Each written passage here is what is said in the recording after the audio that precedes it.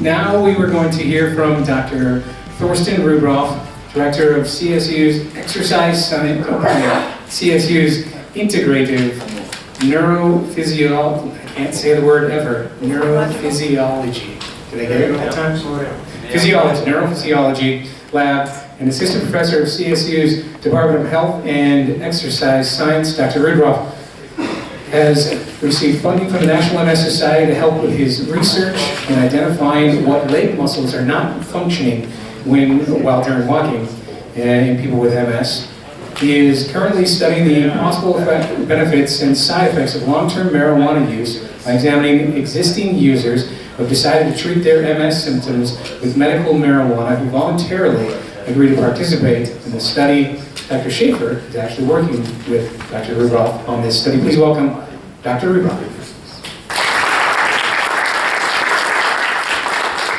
Thank you very much, and okay. Hello. So thank you very much, and thank you for inviting me. I already learned so many things. Very, very interesting, very exciting. Yeah, so I'm at Colorado State University. I'm a ram, not a buffalo, okay? And also you probably already noticed my English. I'm from Germany, okay? I still have a strong accent after all these years, and I'm proud of it. I plan to keep it, okay? So if you don't understand me, just let me know, okay? will try to explain everything then more clearly. So my topic today, medical marijuana and MS, what we know, what we don't know. And this is nothing with anecdotal reports. I really focus on the science. What scientific evidence do we have there? Yeah? And I'm very glad that we already heard good talks about medical marijuana from Bill, Dr. Levi also. This was a very good introduction. I will mention this here also during my talk. So what is out there? What do we really know? What can we recommend? I will have answers to your question, right? So, and really my goal is to give you some more information and also some guidelines, okay? And again, I'm not an MD, I'm a Ph.D, okay? I'm also a PT, exercise physiologist, but I'm a Ph.D, I'm a researcher, I'm a research scientist.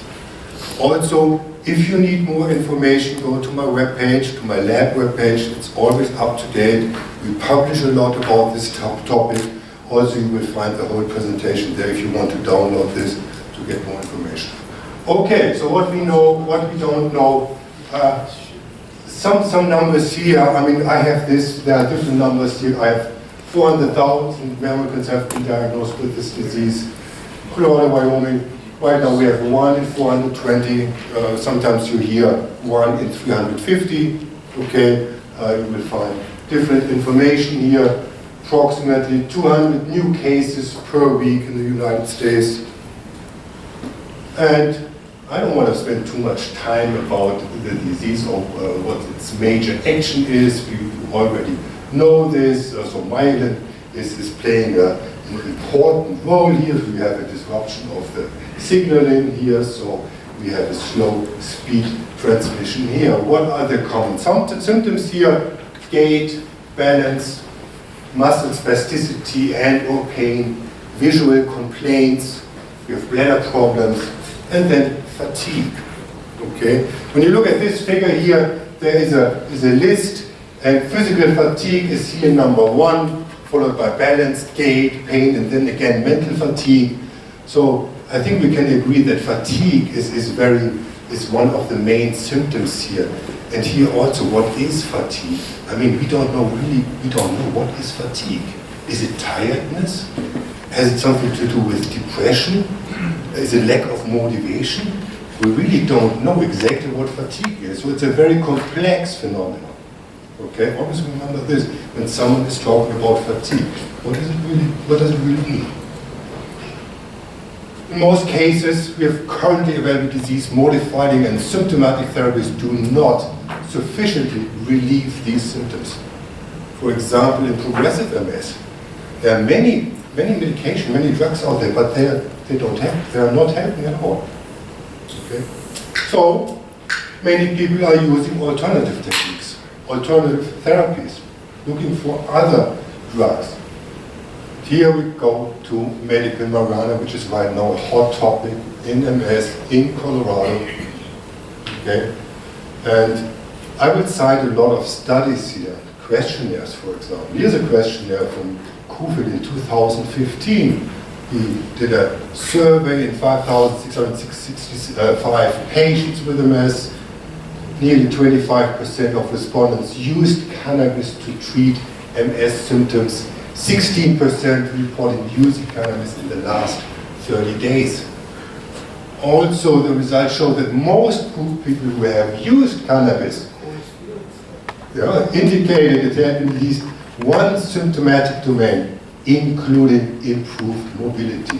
And finally, 82% survey participants indicated that they would consider using cannabis if it were legal in their state. And these numbers are growing, okay? So we really need more information about cannabis. Is it effective? Is it not effective? Valid, really scientific evidence for this. Not just anecdotal reports, right? We need science, we need research. There are so many uncertainties about the positive and negative effects associated with cannabis. Okay, and Dr. Schäfer already mentioned this. Medical marijuana cannabis is a complex mixture with more than 400 compounds derived from cannabis sativa plant. Yeah, and we have 60 different compounds described with activity on the endocannabinoid system. And the most popular, Dr. Schäfer mentioned this, is THC. I try to say this word, delta-9 tetrahydrocannabinol, which is the most psychoactive substance here. Okay? And then we have CBD, and then also a big player is CBN. CBD and CBN.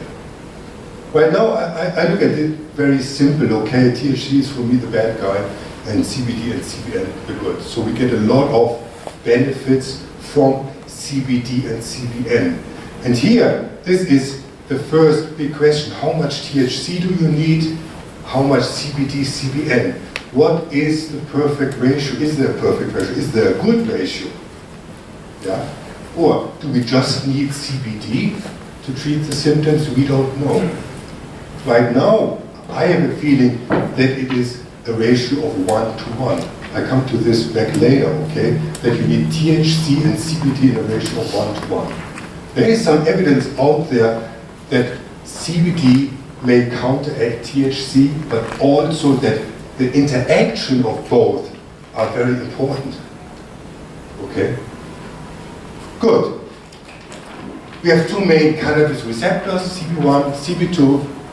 CB1 is in the brain, in the central nervous system, specific brain regions in the spinal cord. They are distributed over the whole body. Okay? You can see this here in hippocampus, cortex, olfactory areas, basal ganglia, cerebellum in the spinal cord. Then we have CB2 located more in the periphery, spleen, macrophages. And we focus more on the CB1 receptors here. You see this here, okay, the different brain regions, how important they are, where are the receptors. For example, we have the cerebellum here, which is important for movement. We have hypothalamus, appetite, basal ganglia, responsible for movement. And then also here we have the spinal cord, okay? Good, just for your information. This, again, Dr. Schäfer already mentioned this, it's scheduled as a Schedule 1 drug, okay? So it's in the same class as heroin and LSD, for example, okay? Which is, I think, unbelievable. So when I want to do research, when I want to do an intervention study, give patients this drug, I need a special license for this, okay? I applied for this license so that I can do this, and it's looking good. CSU is very supportive, and I hope to get this license next year, early next year, so that I can start with some intervention studies, right? So it's looking good. Right now, what I can do are observational studies, okay?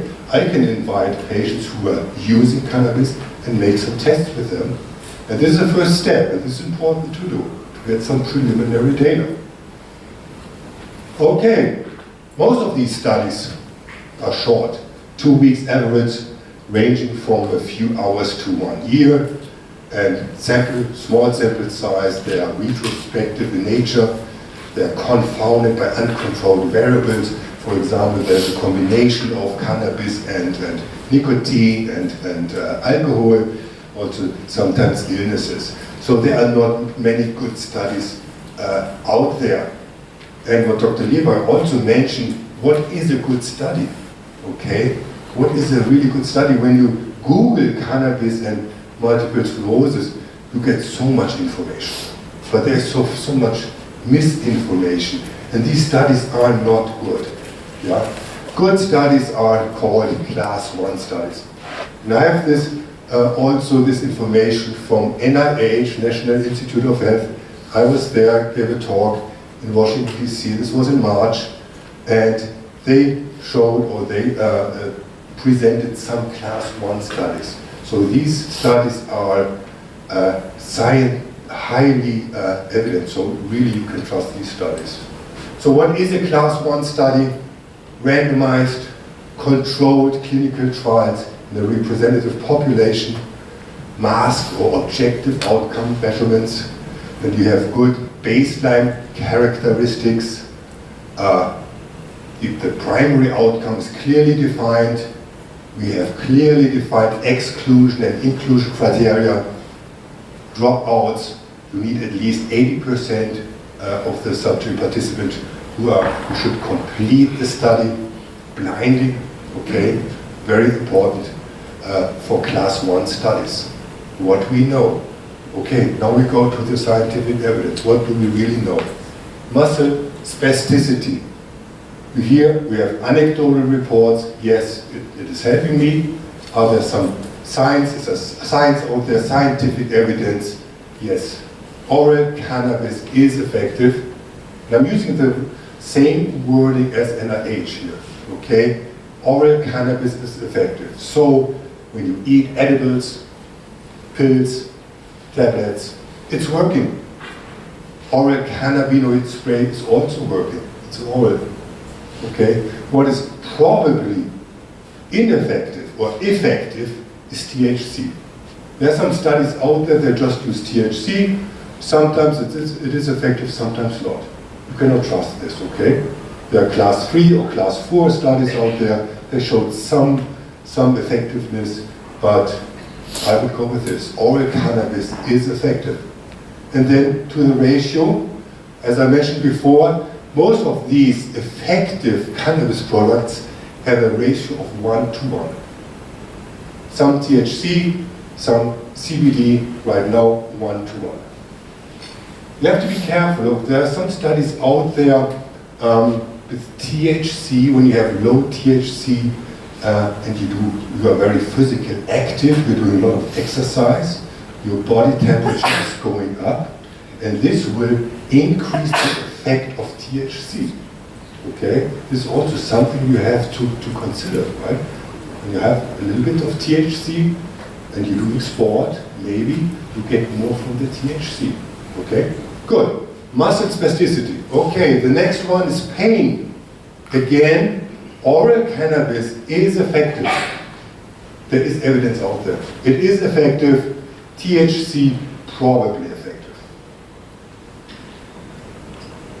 Let's go look a little bit close into spasticity. There were 3 studies, only 3 studies. Class 1 studies. They looked at THC and CBD with max doses of 25 to 30 milligram THC. Here, they found no objective differences. This is also something we should know. Objective differences and subjective differences.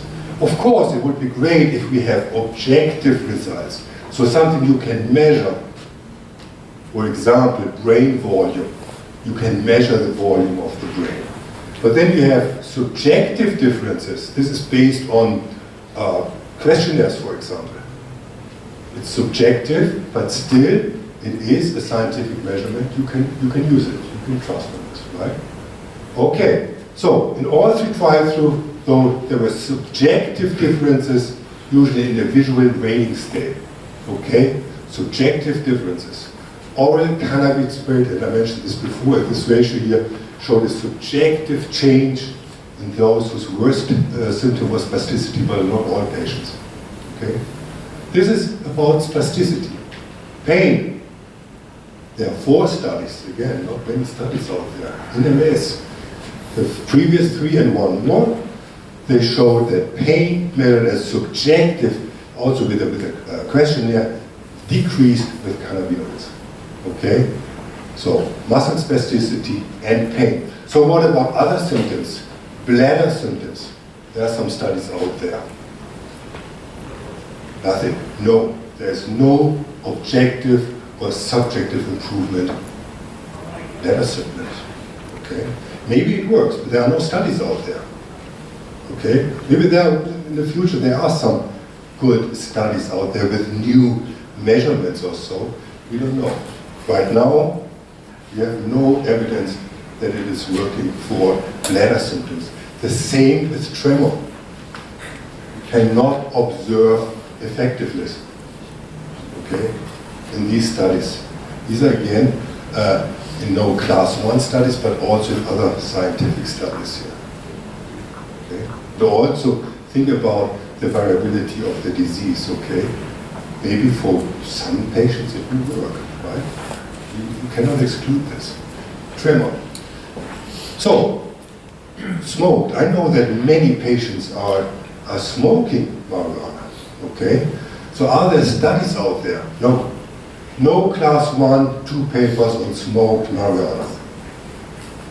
I'm doing right now 2 studies on this, and hopefully we will find that we have some good results there. There are only class 3 papers, so lower quality. They did not show any effect. No class 3 paper was on MS patients. Okay? Recommendations. So, can I give recommendations? No, the American Academy of Neurology, they give out recommendation. And when this society is giving out recommendation, then it means something, right? They are very critical, yeah? And they give out recommendations here. Spasticity, again, oral cannabis is effective. This is what they are saying. I'm not rewording, this is their wording. Oral cannabis is effective, THC probably effective. Central pain, again, oral cannabis is effective, THC probably effective. Recommendations by the American Academy of Neurology for bladder, dysfunction of tremor, oral cannabis and THC probably ineffective. Okay, so I hear a lot of questions about side effects, adverse effects. Okay, here's a study they looked at 1,619 patients who are using cannabis. 7% stopped the medication due to adverse effects, nausea, weakness, mood changes, fatigue, intoxication. So 7% out of 1,619. Only 1% with more serious neuropsychiatric effects. Okay, probably when there was more THC involved in the products. Side effects here, and this is not only MS patients but also other diseases. What can you observe? What kind of side effects? We have here the blue, the treated, so with cannabis, here the placebo effects. Dizziness is something what many patients experience. Dry mouth, psychoactive effects, and then also a change in vision. These are common side effects. How about hunger? When you get the munchies? Hunger, no. Side effect? Okay. What we need to know, there are many things we need to know. We don't know about cognition, cognitive changes. Okay. There are some studies in healthy adults and children, youth and so, but in MS, no clear statement here. There are several ongoing objective studies looking at spasticity or central pain. There are right now no studies out there, objective motor function studies or in fatigue. This is what I'm doing a lot right now. Then also what is important, what we need are comparative effectiveness in the studies. Yeah? So for example, spasticity. Baclofen, for example, is this popular drug to treat muscle spasticity. So we need a study, for example, to compare these two drugs. Which one is more effective? Okay, the same study again. Okay, of course, you can look for the effectiveness. Baclofen in one study and then use another study and use cannabis, right? Long-term data. How safe is it? Is it good to use cannabis for a very long time, or is it bad? We don't know, right? Maybe it's a good thing, yeah? So there are some reports, they say, okay, the longer you use cannabis, the more improvement in muscle spasticity. I heard this a lot, okay? So we need more studies on this, and then also understand why these medications work in MS specifically. So, at the end I want to talk a little bit about my lab, what we are doing. Visit my web page, lab page, you always get information about the latest studies, ongoing studies. Our long-term goal is to determine the safety and efficacy of cannabis in treating MS symptoms and helping patients with MS to live the highest quality of life. We have 3 ongoing projects. So one is, does cannabis use improve symptoms associated with neurological diseases? It's an online survey. It's an ongoing study, a survey right now. You can just log in and fill out the survey.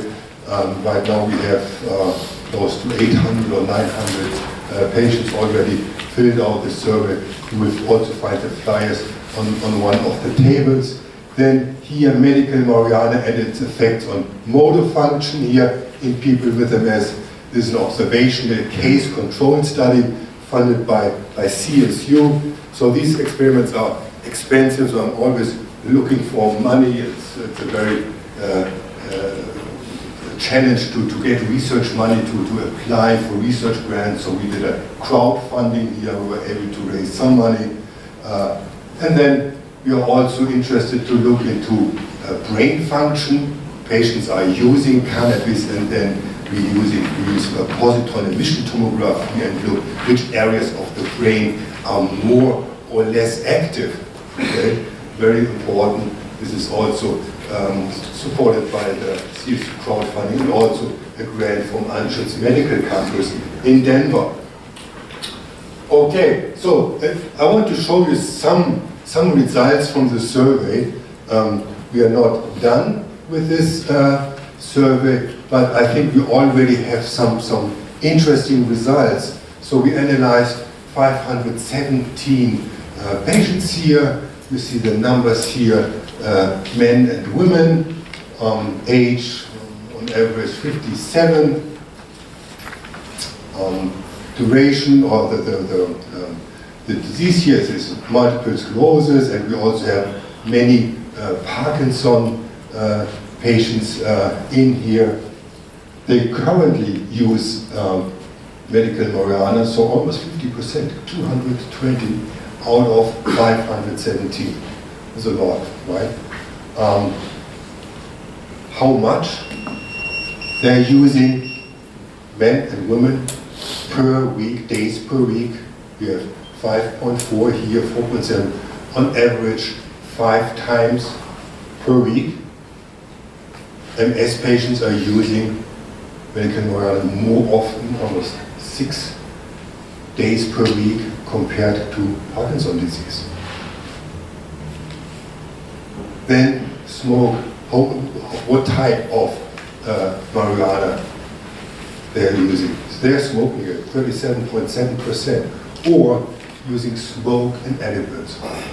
Most of the patients are using smoke, or they smoke it and they're using edibles. And then you can see how it's going down. Okay. Good. And what are the effects, the results of this marijuana use? They report less, and these are significant results. Okay, we did some statistics on here, and we can say that they report less fatigue during the past 7 days. They have lower body mass index. Yeah? This was a little bit surprising because sometimes it will increase your appetite, right? Because many people with cancer, for example, or HIV patients who are losing a lot of weight, they get medical marijuana to increase the body weight. Here we see the opposite, okay? Lower body mass index. More likely to engage into physical activity, which is very important, exercise, okay? They do more physical activity, less pain. What we expected, all significant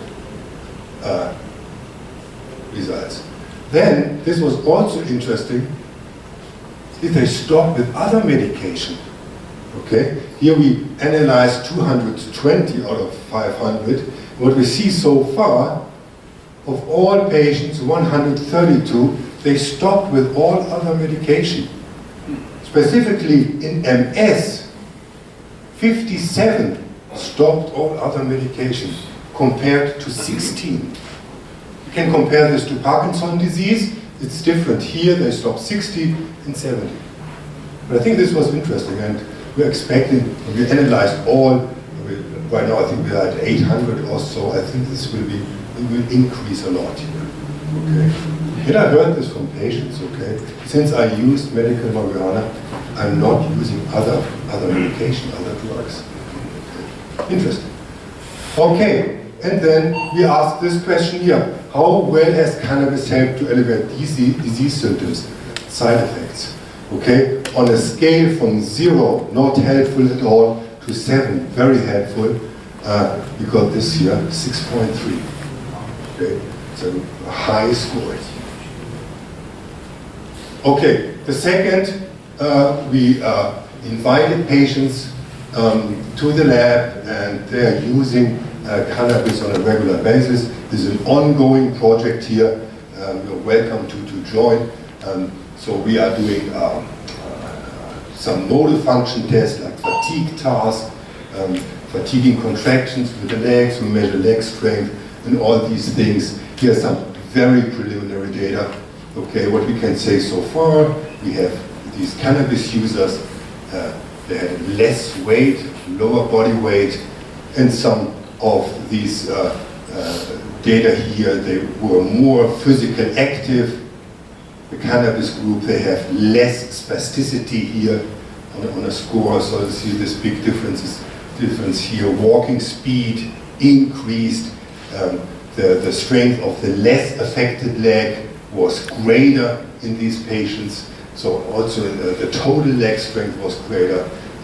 We had better fatigue measurements here in these patients, and also the fall risk was lower in patients who are using cannabis. Okay, very preliminary data. You only have here seven subjects here, and this again is an ongoing study here, but the results are looking very promising.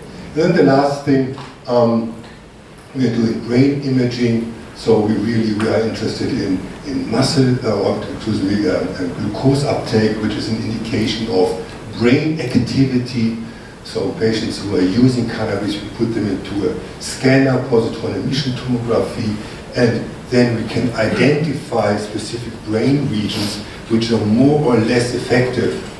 Okay, and then we correlate this or associate this with motor function impairments and so on, and then we get really good information about this. So this is also a study which just started. Okay, under review, I know that the MS Society is interested in this, at least they told me, so I submitted 2 grants, and hopefully I will get some money from them. So when you know someone there, if you board, please tell me, or tell them about me, positive things of course. Maybe they give me some money. This research is expensive, specifically the brain imaging, okay, costs a lot of money. But I think it's worth it. We need information about this, right? Definitely. Most important questions, who are the best candidates for cannabis, short, long-term consequences of cannabis use, which symptoms are best treated with cannabis, then also, again, what I said, is smoking better, are edibles better, drops, and what dose, what is the best ratio, okay? Then differences in brain structure and function of patients with MS who are using cannabis relative to healthy brains. What else here? With effects of cannabis on brain function we maintain after cannabis use? What if we stop? Yeah, we don't know. We don't know. Okay. Let's go first here again. We are looking for good subjects. Please contact us. The flyers are also outside on the table here. This is the online survey. We are doing this study here on medical marijuana to look at physical function. Then also this has nothing to do with medical marijuana, but also we are looking at differences in leg activity. You know, one of the first signs of MS is weakness in one leg, okay? And we try to find out what are the reasons, what are the mechanisms behind this.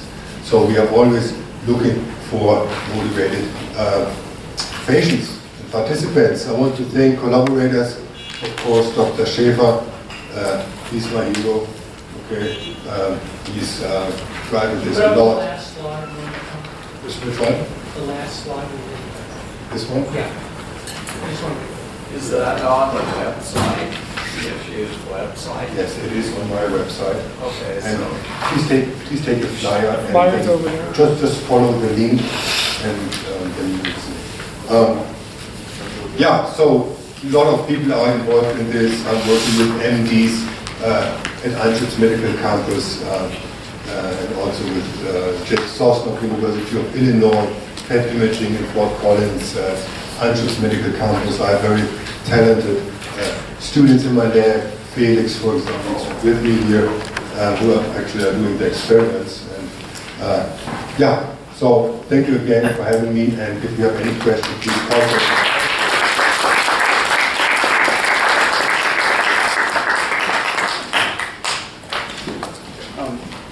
Sorry, I didn't do the question. This isn't a question, but I was wondering if I could give you an unadulterated compliment. Yeah.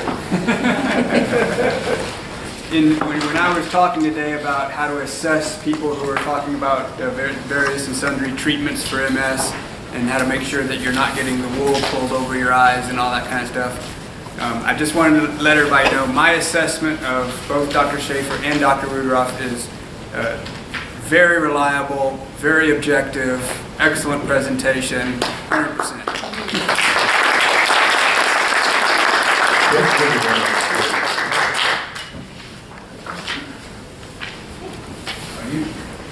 Questions? Okay. Question and a comment.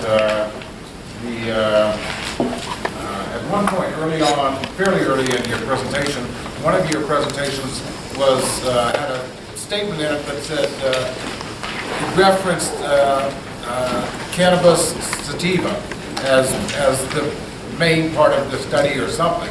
I don't know if it's MS or my former pot use, but I can't remember what exactly would be set up there. But you referenced cannabis sativa. Does that remove cannabis indica? No. And you're right. Basically, we have sativa and indica. Okay. But you just put a sativa, but Exactly. you did yeah. both. Yes. And all the studies here was on sativa, right? And not All the indica. studies. Okay. Mhm. Okay. And my comment, kind of a critique, is later on you had referencing motor skills study near the end. And, Motor function studies. I'm sorry, Motor function motor studies. function, yeah. Mhm. And you had a number of symptoms in that study. Mhm. And I just find it very interesting, even though I'm a very strong supporter of medical marijuana use, etc. I found it kind of interesting that you had like 8 different studies, different functions, and you were like positive on every one. Yes. I just found that kind of interesting. Yes, it is very interesting, yeah. And you know, there's not much out there, right? So we are one of the first who are doing these studies. Most of them, they are looking at cognitive function, what's going on in the brain, thinking and all these things. But motor function, mobility and so, there's nothing out there, right? And yeah, we were also surprised. Most of these patients are doing so much better, right? They have, I mean, you can relate this to muscle spasticity, less pain. They are more mobile, they have improved mobility, okay? So this is what we have so far, yeah? Everything positive.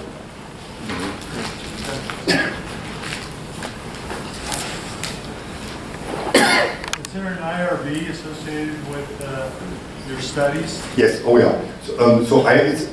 All my studies are IRB approved, okay?